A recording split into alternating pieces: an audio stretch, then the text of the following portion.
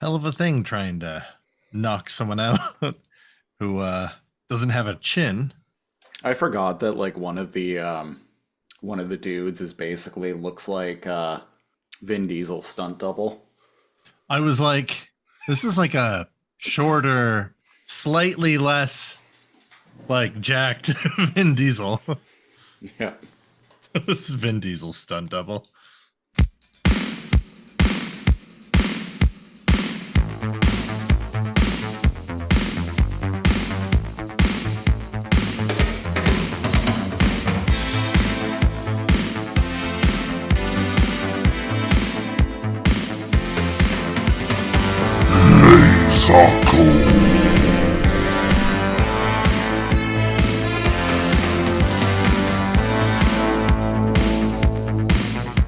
Give your balls a tug, you fucking hoser. Welcome to episode 85 of the Laser Comb Podcast, the show where we comb through random episodes of classic TV with a fine-tooth laser. I am, as always, now and forevermore, Christopher Siege, one of your hosts. And I am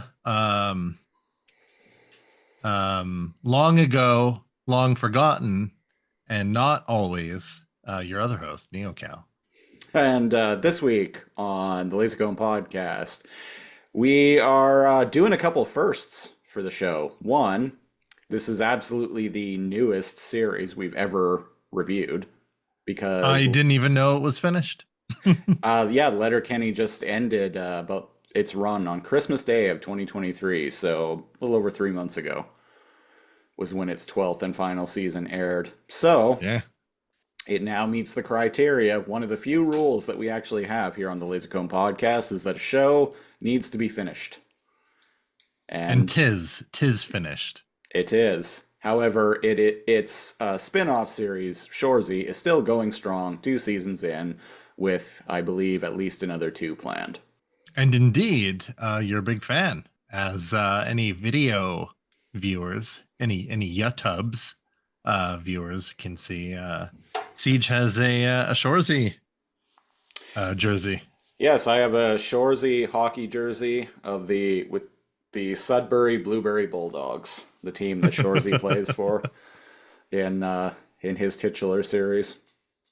And well, Another wouldn't you f- know it? Oh, another what f- was the other first? Yeah. yeah. Another first is I believe this is the first streaming series we've ever reviewed. Yes, that's right. What a interesting time to be alive. Time goes fast, and like we were adults around the time of things being only available on stream. And that must be really weird to people that are like, 20 years old and that's just the norm. That's just the norm. Yeah, yeah. We like I remember, and it like streaming exclusive shows actually aren't really as old as you'd think. Like I think one of the first ones was House of Cards on Netflix, and that premiered in like 2013 or something like that, 2012. Yeah, and I remember it was like this big deal at the time because people are like a lot of people were against that. That was also a time where in the early to mid 2010s where Netflix originals, quote unquote, had like some degree of prestige behind them because for a time, for at least the first few years, all of their original programming, they were releasing banger after banger. And And indeed, originals were like exclusively Netflix yeah, and produced by them. either That something that they produced or something that they purchased. purchased and was like premiering usually on Netflix. Now that doesn't really mean anything. No, not really. No, and Yeah. indeed, Netflix's model once, and I think this has to do with a lot of studios like Warner Brothers and Disney and Paramount and et cetera, deciding, hey, we're going to make our own streaming service. So, With blackjack and hookers. fuck you, Netflix. We're taking all our content back. And so Net Yes, the unnetflixing. Yeah. Yeah, and so Netflix ended up just instead of focusing on releasing a few like high quality shows that lasted for several seasons, what they started doing was just basically like shitting out whatever and Or canceling and buying or buying and shows canceling that were ev- somewhere else. Yeah. and canceling things after between 1 and 3 seasons, That even if they what were a weird successful. trend. Yeah. I don't understand it.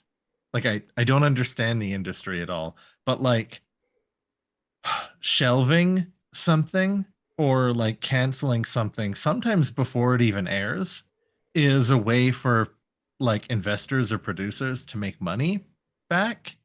Like this happens with movies more, but it has happened with like TV shows, and I don't get that. The first time I was confused by that was The Flash, that everyone was loving and everyone was watching. They were like done with it. Or was it The Punisher? All that all that stuff. Well, indeed, a couple of years ago, Warner Brothers was making headlines after their merger with Discovery because they were just shelving completed projects willy-nilly for tax write-offs. So it's something to do with tax. Yeah. I don't understand like the ins and outs of how it works exactly because Yeah. I didn't study business. I studied Yeah. something useful like creative writing. Yeah, me too. I don't mention it very often too, but because I dropped out in like year near the very end of like year two, but I too have creative writing under my belt. But also that was the most fun class, so They no are, yeah. regrets, no regrets. Well, and indeed, I actually, I say, I poke fun at the fact that I studied creative writing because it's not really terribly useful in my professional life. But I did actually learn some things that have helped me doing the podcasts. Studying journalism, I learned how to interview people, for one thing. Well, there you go. It just took a while. It just took a It just while, took a while. It and took a it didn't while. end up in the medium that I originally intended. Because one of the things I wanted to do was be a film critic. So I Well, we studied. kind of are. We kind of are. Not kind um, of. We are critics. We are yeah. critics. We have a platform. People listen to us. And you're gonna hear some underwhelming. Prepare to be whelmed by the Prepare to the be whelmed. the critique that I shall give today. So Well, the you know what? I feel like I've complained that my service in like hospitality, particularly bougie hospitality, was like a big waste, big gap of my life where I did nothing but work and slept. But knowing how to speak with some elegance isn't the proper term, but like some formality definitely has helped me in my adult life. right, right. Yeah, and that's to add to that too. Another thing that I learned when I was in university was critical thinking. How dare you? Look at this guy. Went to school for critical thinking. I know, right? I got a B minus in critical thinking. Uh, so yeah, we're Oh, I S ranked that shit, bro. oh shit. Yeah, it's F D C B A, right? And then there's A plus, A plus plus, S S S S S. Everyone knows that's the official Canadian college grading. Our universities take their grading system from Devil May Cry, is what we're saying. Yeah, action Japanese action games probably be better for it. What looks better on your, you know what though, SS doesn't look good on the resume. No, You SS probably doesn't don't really. want. You probably don't want to put those two letters together under any circumstances. No. So yeah, so Letterkenny, first streaming series that we are reviewing. Letterkenny was produced by the Canadian streaming service Crave, and Eventually, Hulu entered the equations because Hmm. Letterkenny started streaming on Hulu in the US because Crave isn't available down there. Hulu isn't available here, although now Hulu content ends up on Disney Plus. Yeah. Who knows Uh, how that works? yeah, so they eventually Hulu became like a co-producer on the show. So Sweet. yes, for Thanks, Hulu. thanks Hulu, thanks Crave. So for all the American listeners, which to be quite frank is most of you, you would have seen this on Hulu, but here we watched it on Crave. And indeed, what would happen every so often was every time a new season of Letterkenny would drop, I would subscribe to Crave, watch it, keep watch as much as I could on Crave during the that 1 month, and then cancel. As is tradition. That's how you do. Yeah. And nowadays, the only streaming services I really have are Disney Plus and Paramount Plus, of all things, because Paramount Plus is a lot better than people give it credit for. Damn it! There's a lot of interesting original content on there that nobody talks about. Hmm. What was Peacemaker on? HBO Max, which HBO Max, right? listeners we also don't have in Canada. Crave, I mentioned Crave, has a licensing deal with HBO. So HBO and Max content airs or streams in Canada on Crave, and also airs on TV on one of the various CTV branded channels. Yeah, your grandma's TV will have it at certain times of the day. Yeah, or my What an TV awkward, or your TV. because I have Remember cable. when like PVRs or TiVos were like a thing? What a weird intermediate era where it was like, oh, people want to fast forward through the commercials, but it was also kind of before like streaming became regular. PVRs are still around, but what's interesting is they're actually because I said I have cable. They're these little tiny like flat like things that are like the size of a coaster, basically. Yeah, they're like a little thing that just sits plugged into your TV. Plugged into your TV, and it actually like your Wi-Fi router like streams TV to the box essentially, and like PVR recordings are all like done in the cloud now. The You don't have cloud, this man. giant cable box with like a loud, noisy hard drive in it anymore. Oh man, what a weird time. PVRing, or I guess America TiVo was the brand that a lot of people have synonymous with recording TV. And what did I even watch? It was like Big Brother and like Ancient Aliens. I PVR'd for funsies. I basically have cable for wrestling. Yeah. Although in the middle of the night, randomly last night, because I'm working graveyards again this week, so I'm in the process of flipping my sleep schedule around. I Oh actually worked shit. this evening. Oh Uh, shit.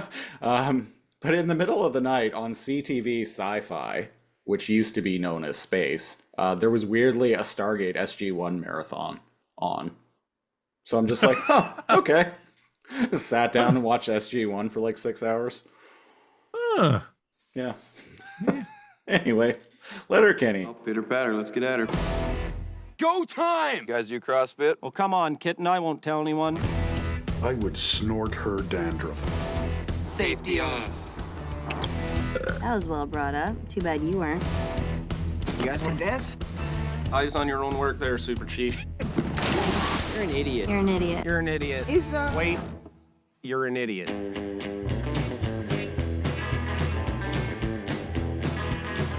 We done talking? Letterkenny. Yeah. So Letterkenny was created by Jared Kesso and Jacob Tierney. Jared Kesso plays Wayne, the main dude in Letterkenny. Jacob Tierney directs every episode, and he is also in the show, although he's not in this episode. He plays a like he plays the local pastor. Oh, okay. That's the other creator. Okay, interesting. Yeah. Yeah, he plays the local pastor who is very obviously gay, but just not willing to admit it. to himself.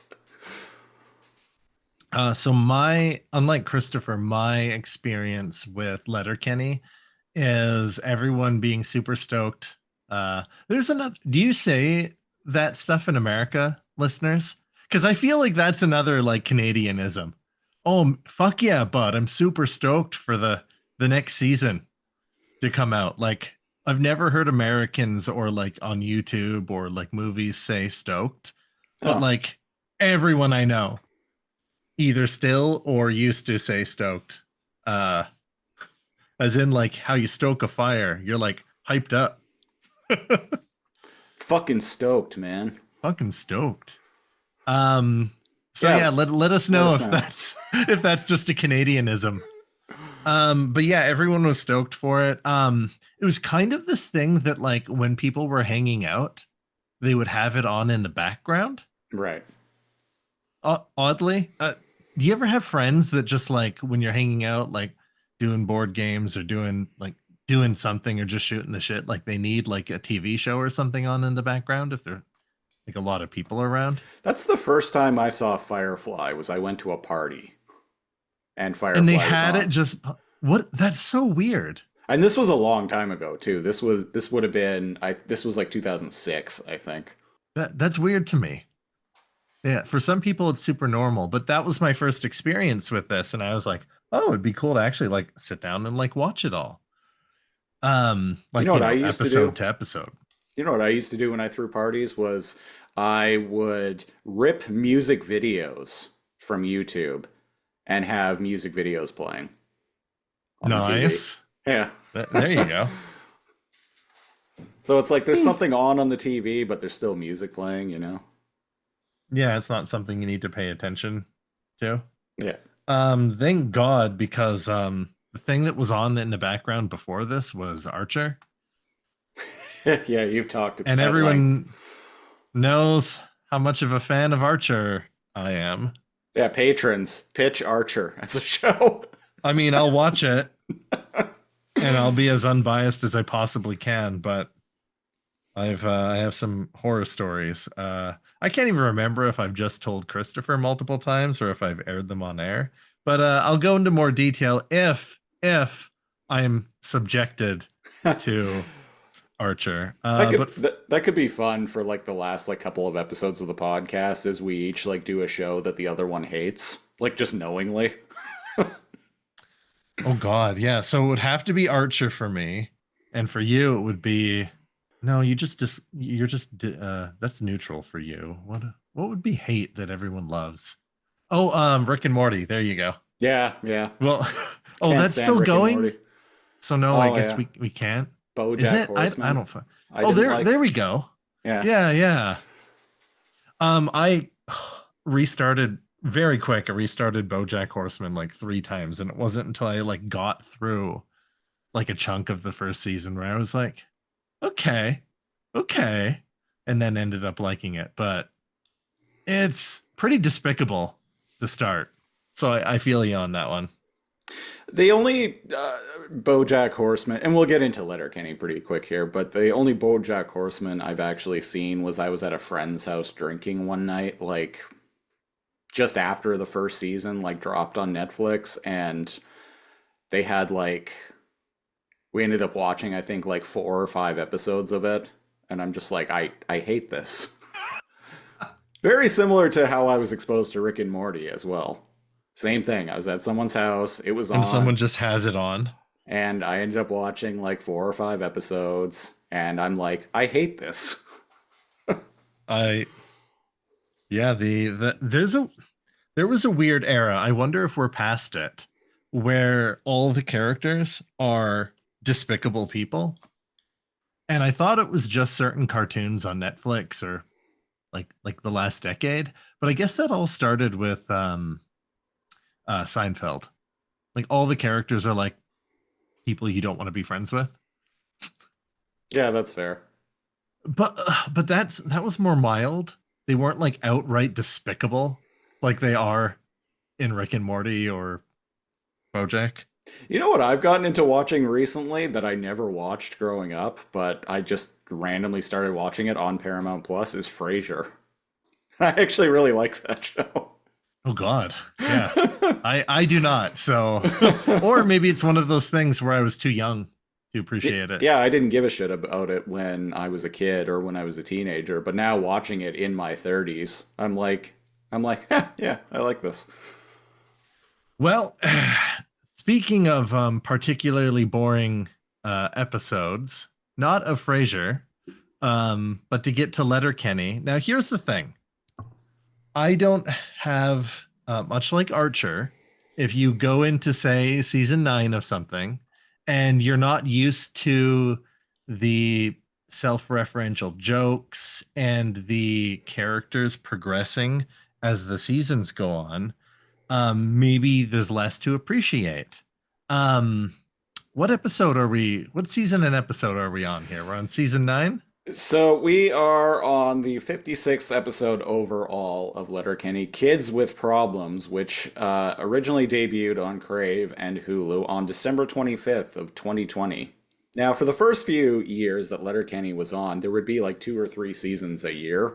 But then for the last like several seasons, they would just drop one on Christmas Day every year. Oh, as a treat. Yeah, nice little treat.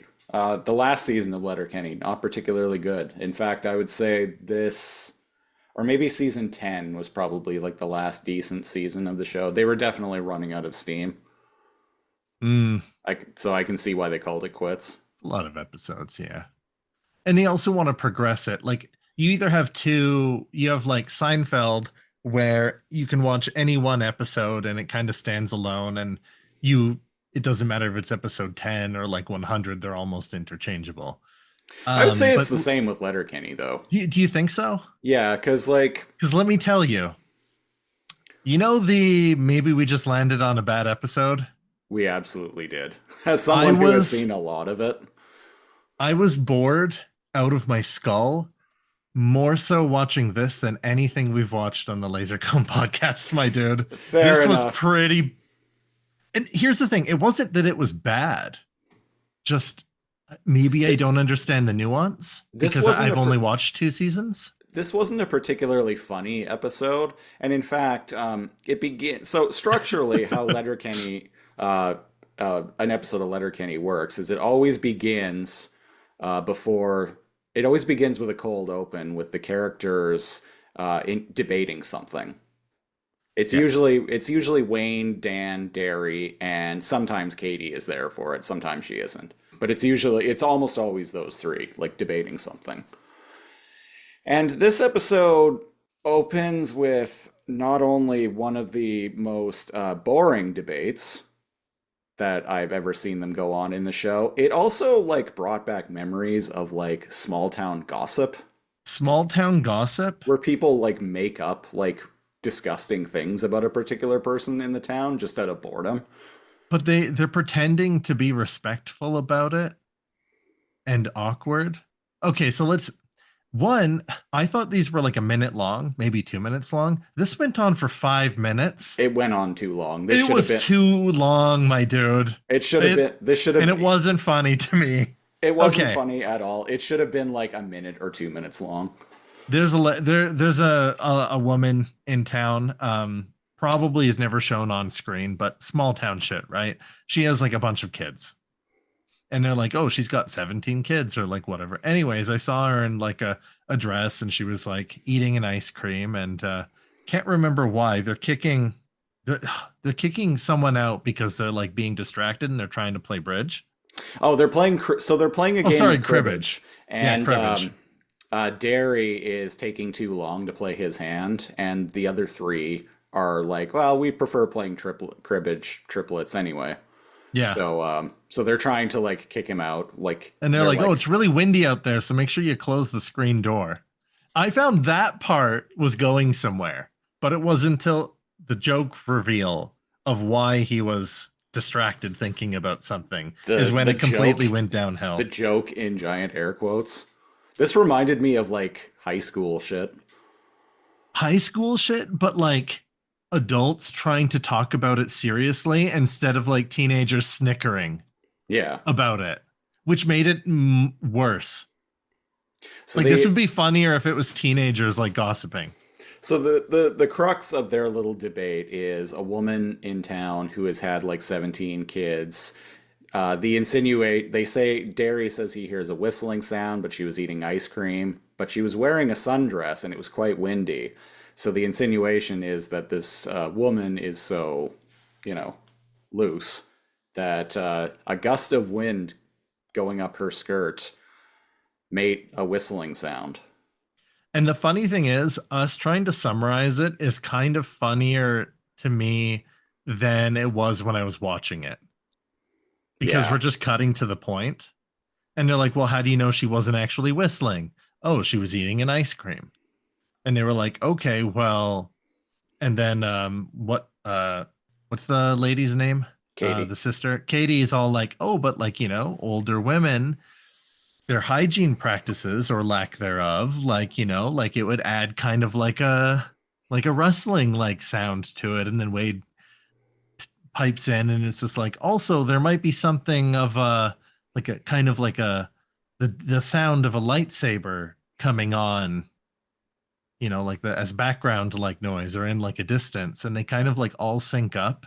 But they do this with a dead serious face because they're like trying to be respectful and like, Well, and to be fair, most of the jokes delivered by these characters in this show are deadpan, especially oh, I Wayne in totally particular. understand that. Yeah. Um, Here's the thing: as someone who's only watched like the first couple seasons, it looks like they're tired. They're kind of done. Yeah.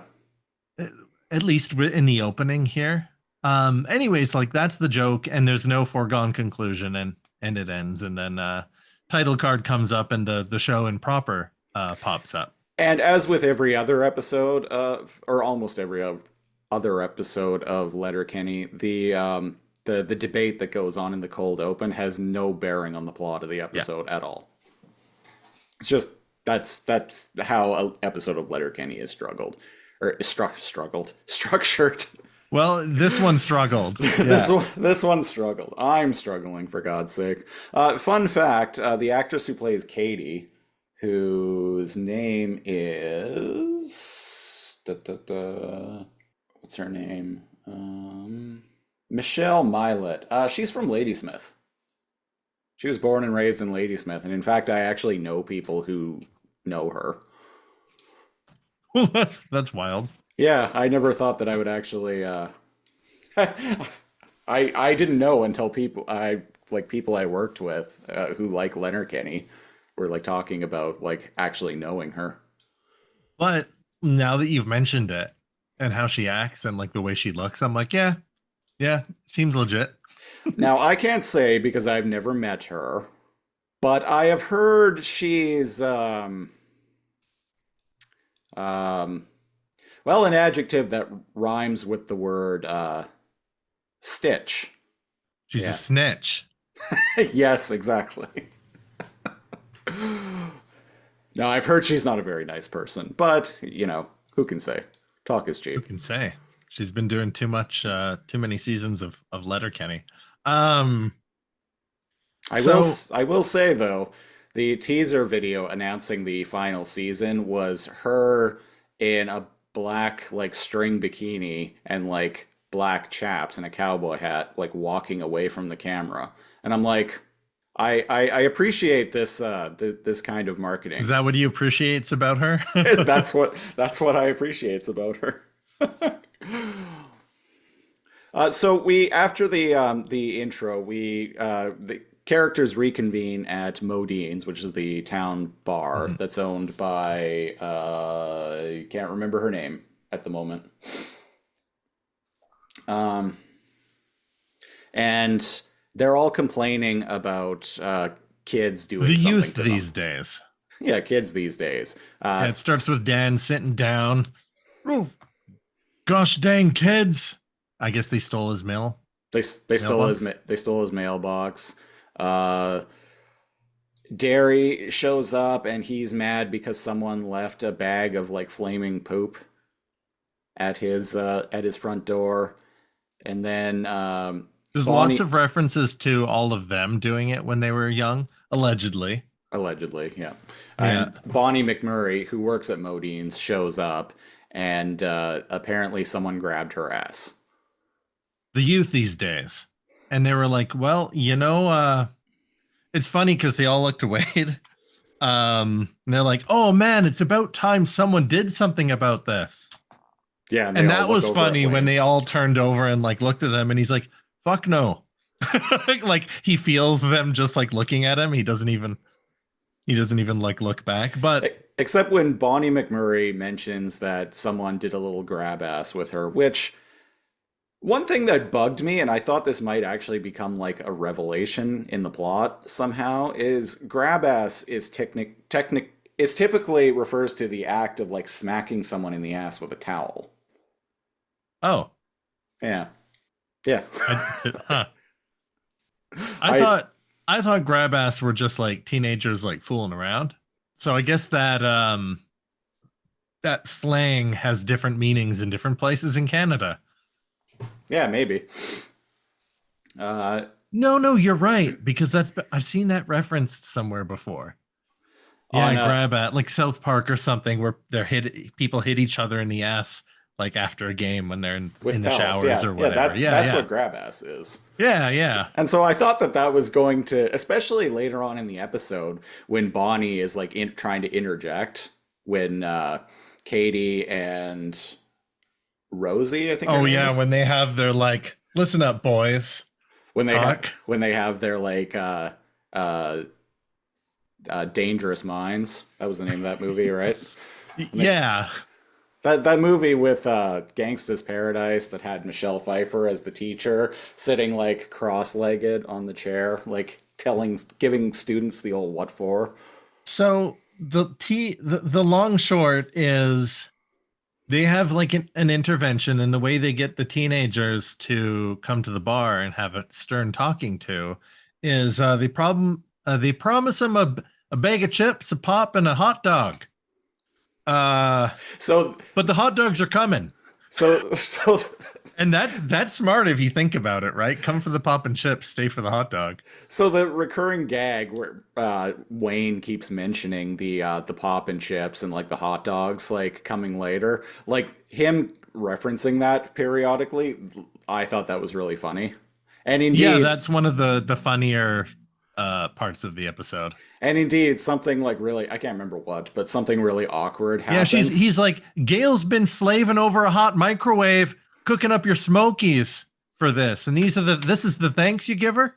Yeah, something awkward happens, and everyone kind of goes in silence, and Wayne is just like, "Think I smell those hot dogs." Oh right, yeah, where there's like an awkward moment where like people might leave, and he's like, "Yeah, I think I smell the hot dogs coming right now." So stuff like that made me laugh. The funniest part of this entire episode is the B plot involving Riley and Jonesy joining their hockey coach's beer league. So exactly. So that isn't even part of the episode. Well, it's the B plot. Is they get approached after a practice because they're worrying about leg day and they're going back and forth. They're one of the funnier parts of any episode because, well, sorry, any of the quick back and forth. That's how that's the humor that the TV series is forged on. These like very quick-witted like back and forth wordplays of stupid people, but the show written by smart people. Yeah. The way you do stupid characters in a TV show is you need smart people to write them. Yes, absolutely. Yeah. And they get approached by one of the reps or one of the coaches or whatever of a beer league. It's their because they're on a minor league hockey team. It's their hockey coach. It's their coach, but he approaches them about joining his beer league. Oh, that's actually their actual coach? Yeah. Oh shit. Yeah, that's awkward. His shtick is he's an alcoholic. When he's not drinking, he is a rage case. When he is drinking, he goes on awkward tangents about things. Oh man, yeah, I felt the awkwardness. So the B plot is Apollo has come to say hello. The B Everyone plot loves a cat cameo. That's right. The B plot is Coach will get into weirdly poetic, extremely graphic stories about the early days of him fucking his wife His wife, who has since left him. or ex Yeah. ex-wife is a but ex, yeah. And talking about like how great it is, and uh that's just kind of like awkward for them. But then they try to reason. They're like, okay, well, drinks before games, some brewskis, like while we're in the changing room at halftime. It's it ain't so bad. There, that's a joke, people. I'm aware that there are three periods in hockey. Um, um, Oh, and interesting. The I'm on the Letterkenny wiki right now. The coach's oh, name is never given in the show. He's just referred to as coach. because they just call him Coach. Yeah, that's funny. And they try to reason that, oh yeah, like we're not forced to work out. We're not, like everything's really easy. They're scoring like really easy. They're the best people like in like the league. Yeah, it's totally for them. But unfortunately, they have to put up with Coach's extremely like pornographically described um moments with his ex-wife. And And and indeed, at the end of the episode, near the end of the episode, Riley and Jonesy are in the locker room, like celebrating how much they love beer leagues because they just won the game. They're having beers before the game, during the game, after the you game. you guys, you kids ever been to Disneyland? And one of them is just like, no, coach, we don't want to hear another one of your stories. We got a lot going for us right now. We got a lot going for us right now. Oh, So stuff there is this is not a particularly great episode, but there is nuggets. there's nuggets. Yeah, that's why I said I was whelmed uh at the beginning of recording. But the main plot. Oh, so I feel like I'm so out of the loop because there's so many characters and their mannerisms that I don't get, that the whole thing feels more like sketch comedy Oh, instead of it's totally what it situational is. It's totally what instead it of is. situational comedy. I've said one of the reasons why I think Shoresy is a better show, or at least is more to my taste. And I say Hmm. this as someone who really likes Letterkenny, Yeah, is yeah. because Shoresy is very like story focused. Whereas this show is a series of just like vignettes, basically. It's a badum-ch. Yeah, The, badum-ch. Yeah. the plot is there simply to put characters in a room together so they can engage in wordplay with one another. And in scenarios like in hijinks. Yeah, so they can get in hijinks. Arguably, you could probably take this episode out of the season and lose absolutely nothing. Um, Yeah, it's pretty much that way with most of the episodes, honestly, other than like things like Wayne like dating someone new or breaking up with someone. right, because then or the end of season, was it 1, 2, when he gets punched out, and I I can't remember, or the birthday party, right. Real quick, the coach is the president of the board of the Letterkenny Gray Granite Copper Creek Whistle Ridge Golf and Country Club. Yeah, that seems standard for how things are named. In Letterkenny, yeah.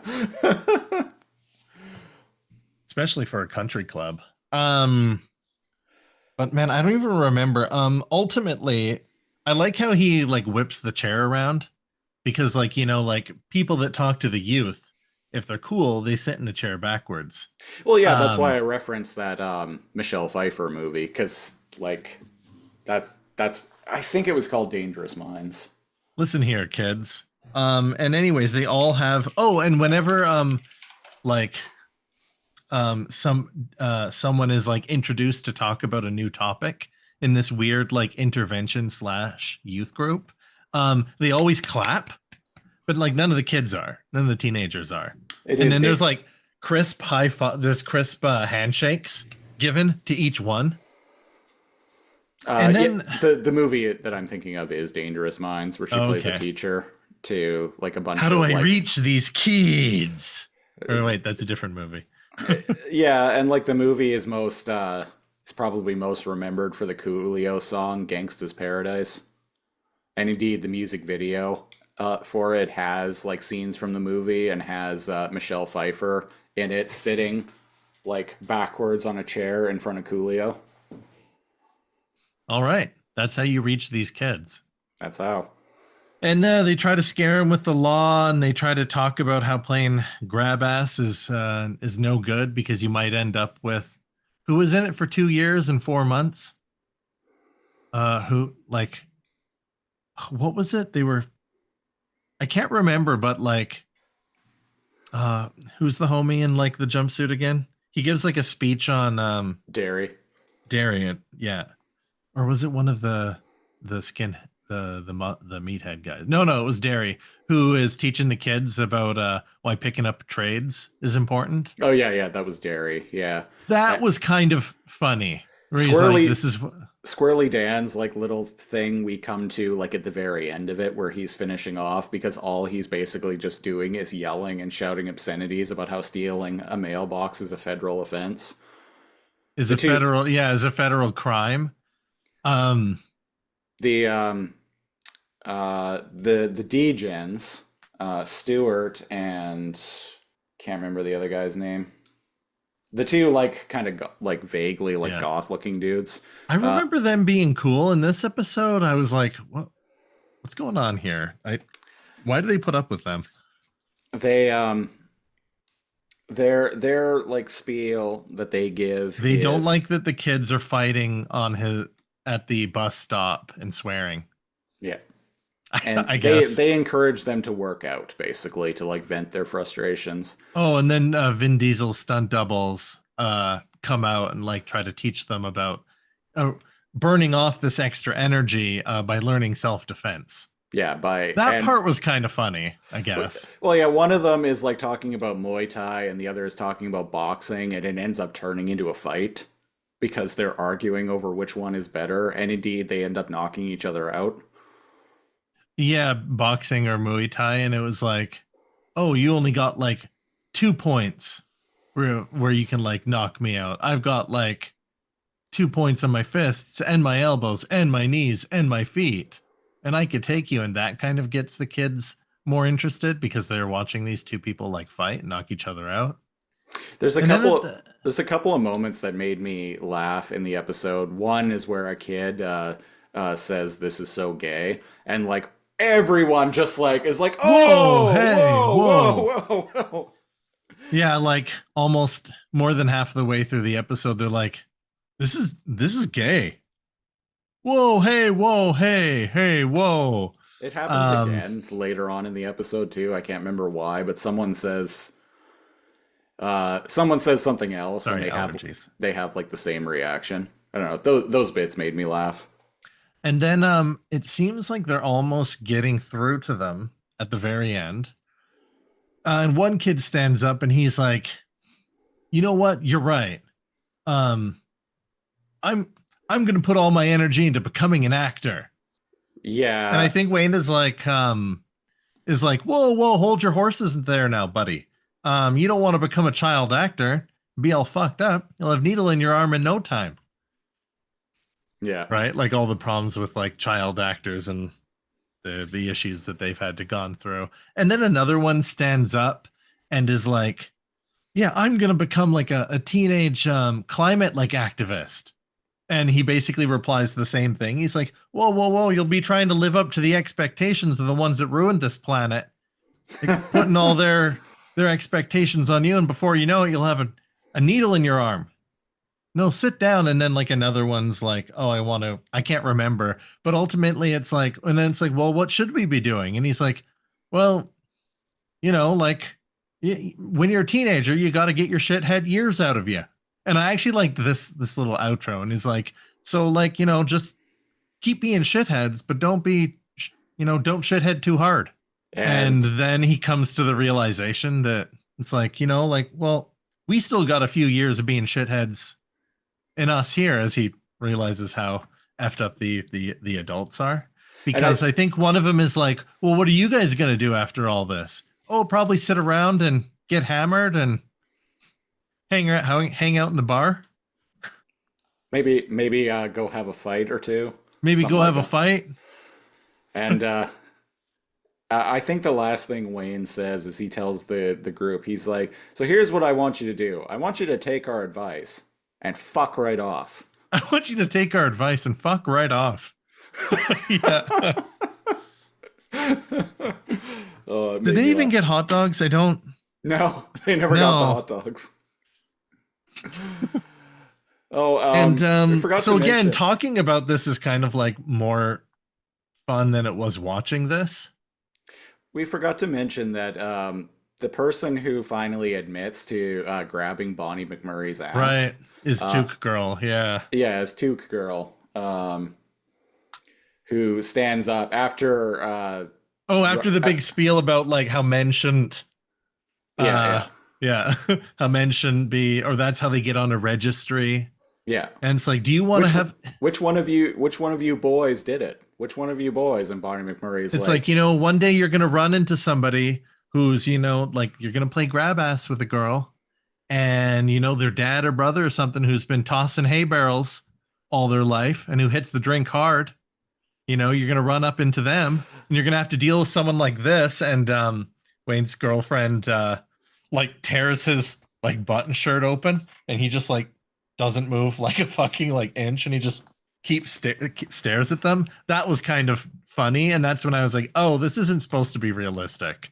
This is like another bit this is during sketch that comedy. that I laughed at was where Rosie, Wayne's girlfriend, was like, "Are you familiar with the National like Sex Offenders Registry list?" And then it cuts over to Stuart with a big like creepy smile on his face. He's And like, "Oh, he's and like, oh yes." and yeah, and the other guy tells him, shut up. At one point he's being a stool for him and Kate.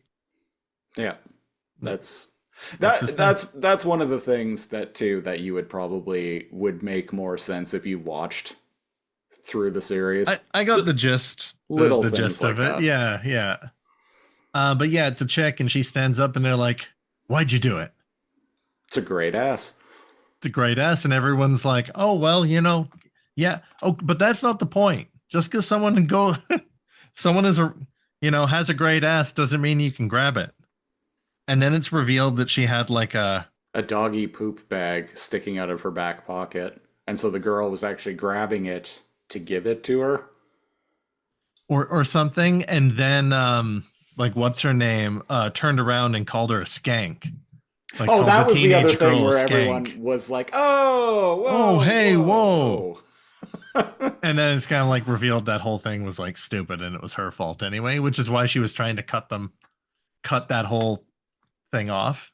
So the insinuation there is that she lit the bag of poop in front of The Derry's insitu door, and that she like instigated this whole thing by calling the other girl a skank.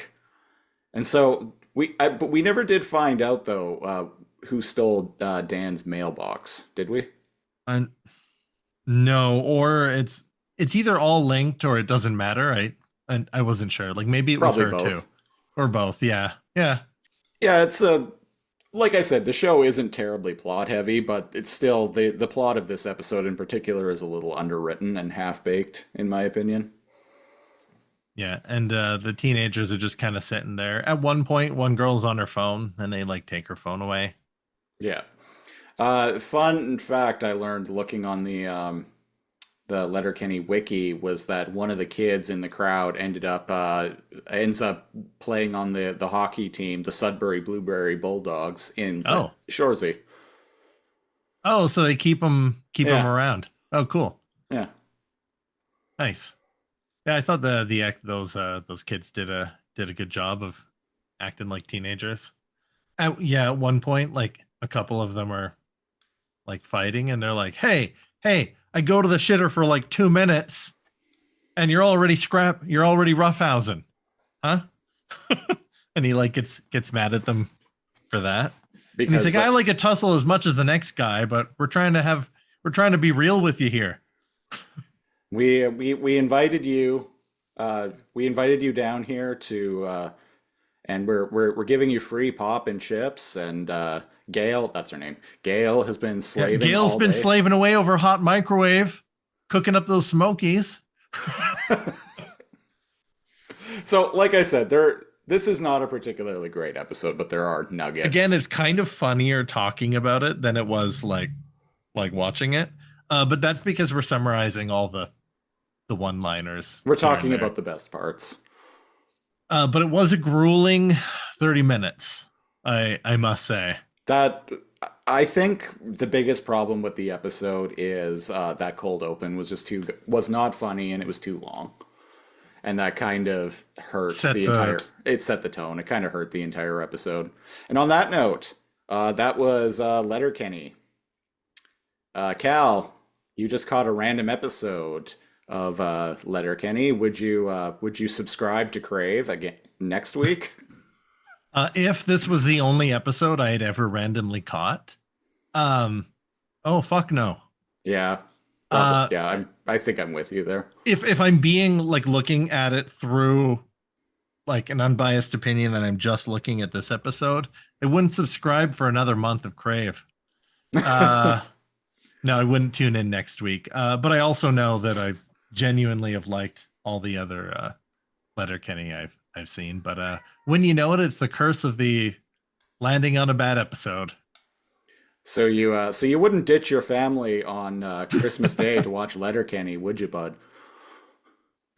No, I'd still do that. Fair enough. Anyway, that was episode 85. Oh, I'm the same. Same. Probably not. Yeah, just based on this one. Just based on this one alone, probably not. That was episode 85 of the Lasercomb podcast. Best way to support the show is to go to patreon.com/lasercomb, LAZORCOMB. We're starting at the $5 tier. You get a bonus exclusive podcast, the Super Lasercomb Patreon Super Show, commentary tracks, and the ability to pick a show for us to review a random episode of on this very podcast, which we're going to be doing next week. So if you want to get in on that, go to patreon.com/lasercomb. Join the Discord. Link in the description, as always. Best way to interact with us. Oh, yeah. We will be back next week where we're jumping back into Patreon picks. That's right, baby. And what we're going to be reviewing next week is our longtime patron, Daniel. He pitched us, actually over a year ago now, pitched us the show Forever Night, and so we're gonna be reviewing that. And to figure out what episode we're gonna watch, I'm gonna go to the old trusty random number generator. Neither of us have actually watched any of this. We're aware it exists, though. Yes, I remember it. I remember seeing it in like TV Guide back in the 90s. Oh, damn. Where the hell is screen share? There's screen share. And all right, share screen. We're sharing it. We're sharing it. So how many episodes of Forever Night were there? This was damn 70. People watched this. Yeah, apparently. Huh. So one random number between 1 and 70, and here we go. All right, Forever Night. Forever Nightman. Oh, shit. 2. It's almost starting at the beginning. Dark Knight, the second chapter. Okay, so we have a usually we don't do multi-parters, but Do you want to go again? well, is it actually what do you think? Like, should we just include episode 1? Nah, let's just re-roll. Yeah, All we'll right, re-roll here we it. go. 1, 2, 3, 4. Where it stops. 5. Still Oh, early. there you go. Episode 5. Dance by the Light of the Moon. Investigating the murder of an accountant and a respected cop, Nick's case leads him to a bewitching stripper Ooh. obsessed with death fantasies, causing him to remember how Jeanette seduced him. All right. Janet seduced him. What the fuck? Well, we're in for a ride, folks. We're in for a ride in vampiric 1990s Toronto. I feel like this is a show meant for us to review. I feel like that too. Anyone wondering, the premise of the show is there is a detective vampire in Toronto. Yeah, 800-year-old vampire who becomes a detective in Toronto. Cool. All right. All right, so we'll be back next week with that. And until then, I have been The Siege, one of your hosts. And I'm your other host, NeoCal. Thanks for listening. We'll give your balls a tug next time. Or not. Or our own balls, you know. You know, take off. Bye-bye.